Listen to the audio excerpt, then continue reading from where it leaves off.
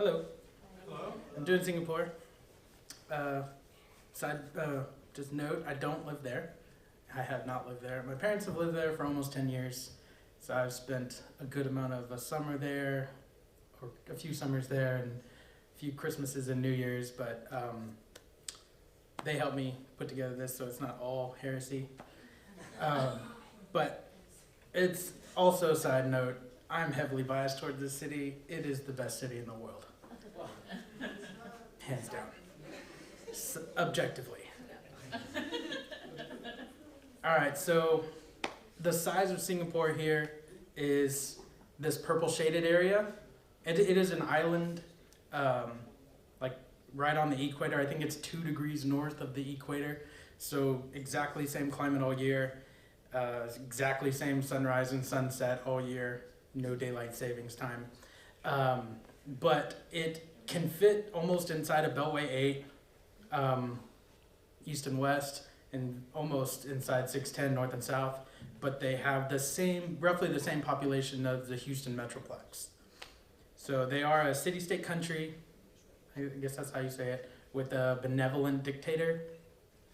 And I think the original founder of Singapore, he recently died a few years ago, Lee Kuan Yew. He's like super brilliant guy.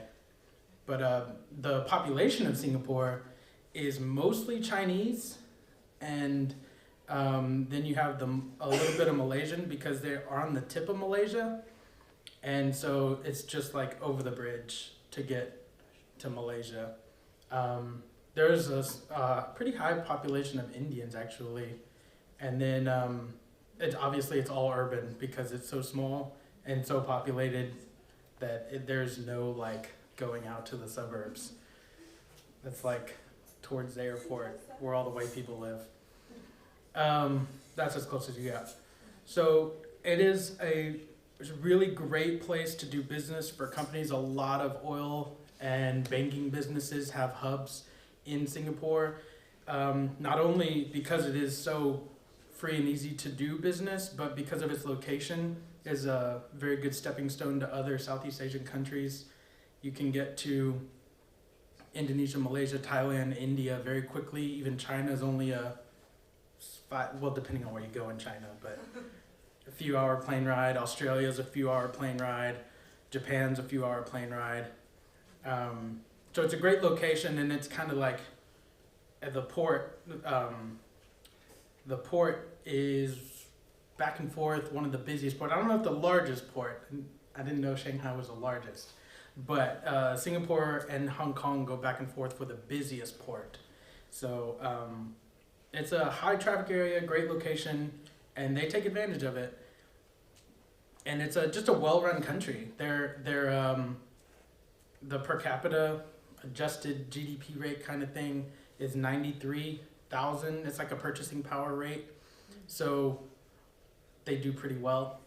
And the super low unemployment rate, which is kind of also because like even like little old ladies will just be sweeping the streets down these imagine like walking down 5th Avenue and you got like little ladies with brooms and dustpans sweeping the streets. So like if you want to work, you can work, and they do anything and everything. Some of the famous things it's known for, I'll start on the top, this one right here. This is inside their airport. These two on the left here. Yeah, this is Changi Airport. It's objectively one of the best airports in the world. No, they actually did like rate it the best airport in the world. And I mean, you could literally eat off the floor. It's impressive. And like they have a jungle growing in their airport, so they win. Butterfly garden? Oh, a butterfly garden. There's Kelly can vouch for me. It's pretty amazing. And the candies, right? Candy, so good. Over here on the top right, you have the Singapore Flyer, which they kind of modeled after the London Flyer and just built it bigger. But it's really cool. You can see Indonesia, Malaysia, Singapore, and it's like that way is to Australia, that way is to Malaysia, and you can see all the little islands of Indonesia and Malaysia. It's really pretty. And then this you might recognize from Crazy Rich Asians, the boat. It's a hotel casino. There's 3 buildings with what looks like a boat sitting on top, and then on top of that is like a park/pool, and they have like an infinity pool at the edge of that park. So you like look over, it just looks like you're falling off the. It's really crazy beautiful. Just a little lavish, a little bit. And then this bottom right picture is their relatively new Gardens by the Bay, which is also featured in Crazy Rich Asians. It's really cool. It was really cool, right? Yo, it was basically, I don't even know how to describe it. Just really fancy park of flowers. But the really interesting fact is that it's all built on reclaimed land. So Singapore is a very small island, obviously limited space. So what they would do is buy dirt from Indonesia for like pennies on the ton, and then build more to their island. And obviously if you build more to an island, it's beachfront property. So you're building neighborhoods of $20-30 million houses when you spent pennies on the dollar for the dirt to do it. And it's super smart. So Indonesia figured out what they were doing and said, nah, we're not gonna give you more dirt. It's also known for, over here on the right, one of its nicknames is the Fine City, because you can get fined for almost everything. There's no gum. You cannot buy gum in the country. You gotta sneak out to Malaysia and buy it. Like littering is super no-no. There is a death penalty for drugs, like a very small amount of drugs, you get the death penalty. Like no exceptions. Yeah, or immediate deportation. I think you have 24 or 48 hours to get out of the country. They did have an example of this when my parents first moved over there. They had a year or two before, there was a senior from the international school, the American International School, got caught with a little bit of weed. And he's not Singaporean. And they gave him, it was like a week before graduation, and they gave him like 2 days to get out of the country or he was gonna get, death penalty. Wow. So, U.S. could take a couple of notes with the drug problem, but obviously can't just kill people for small amounts of drugs. I don't think that would go over well. But because of that, they're super safe. There's no corruption in the government, and it's a really well-run country. I think obviously being so small has something to do with that, but it's so safe, so clean, and just a really well-run city that I get like ideas like, oh, America, you could do this, and like, no, people would flip. And the best part, Singapore is obviously known for their food. You can eat like a king for like $10 a day, or you could eat like a king for like $1,000 a day.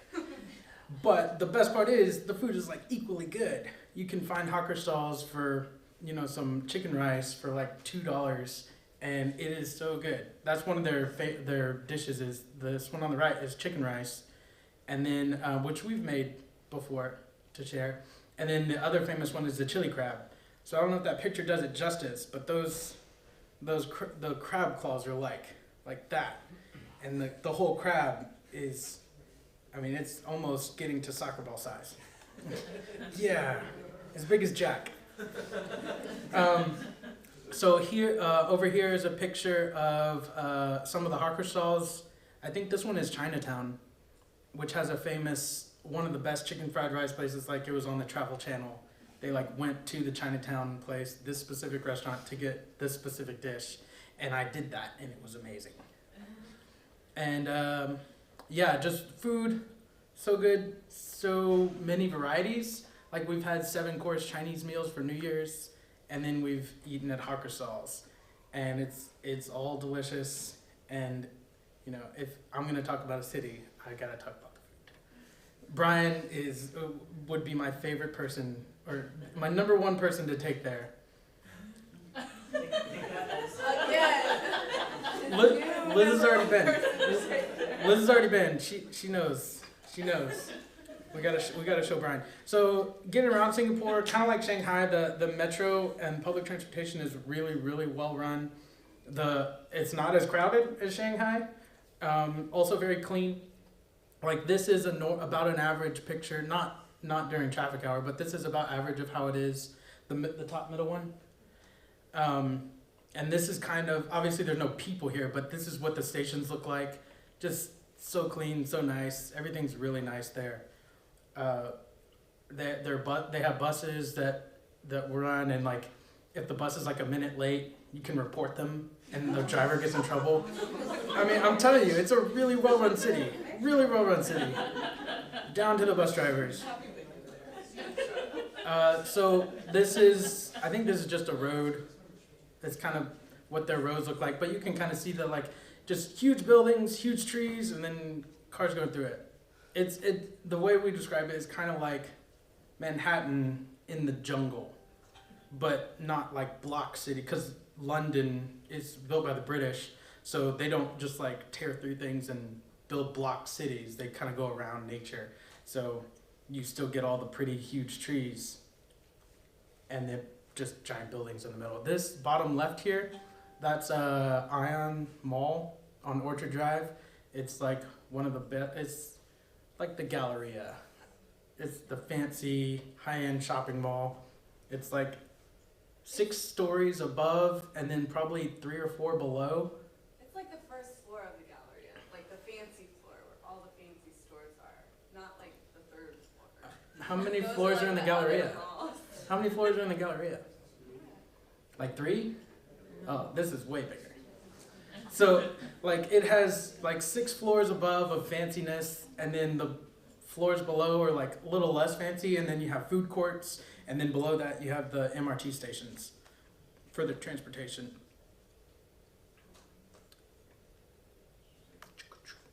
So makeup of Singapore, oh man, I did more than 10 minutes, I'm sorry. The makeup of Singapore, you got 49 different people groups represented. I haven't found that somewhere, I don't know. That sounds low, but it's a very diverse city. Like Houston's super diverse, but I think they would rival us in their diversity just because there's their location and their attraction of expats, foreign nationals for business and work and stuff. So you have up here, you have a Catholic church on the top left, and then on the bottom left you have one of the famous Buddhist temples, and on the top right you have a Hindu temple, and then on the bottom right you have a mosque on Arab Street. So a lot of different religions represented. There is freedom of religion, but there is no, proselytizing. That word. You can't officially do that. Evangelize, yeah, you can't really evangelize. So because of the heavy Chinese population, there's a lot of Buddhists, mostly Buddhists, and then there has been some influence of Islam. They're very close to Indonesia, which is the most populous Muslim country. And then you have about 12 to 13%, oh man, no. 12 to 13% Christian, and only half of that is evangelical. So they have a good Catholic percentage as well. And then with the heavy Indian population, you have the 5% Hindu. But kind of like America, they're getting more and more like atheist, and we don't need God, we have money. So like you got 20% non-religious, and almost 20%, but 15% unreached in a small city, which is crazy, that you only have to drive 20 minutes to get to the other side of the island, but you have 15% of the people unreached. So prayer requests.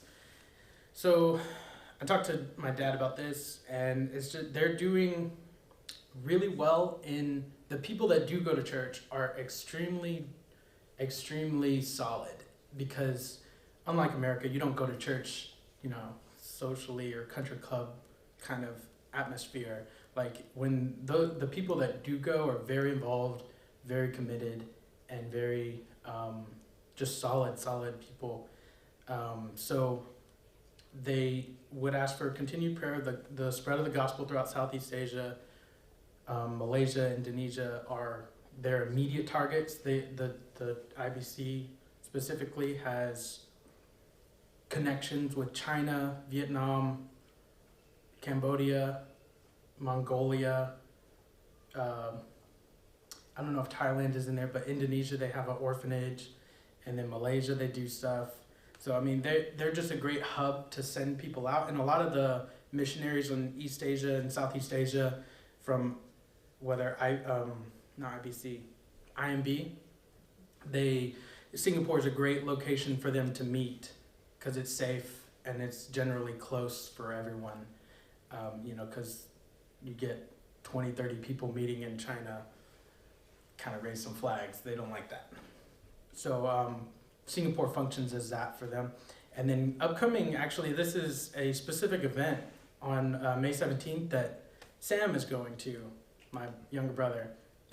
So IBC is partnering with a bunch of other churches, and they're celebrating like the 40th anniversary. Billy Graham came to Singapore and preached a sermon, and there was like 20,000 salvations.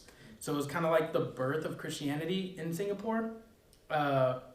And they're trying to have an anniversary of that night, and a celebration of that. And they're hoping for 50,000 people per night over a weekend. And I think just to receive people, they're having like 1,500 counselors ready for like the invitation of the service afterwards. And Sam is going to that. So Sam and his girlfriend Lauren. So that would be a very specific prayer request for something that's upcoming immediately. That's about it.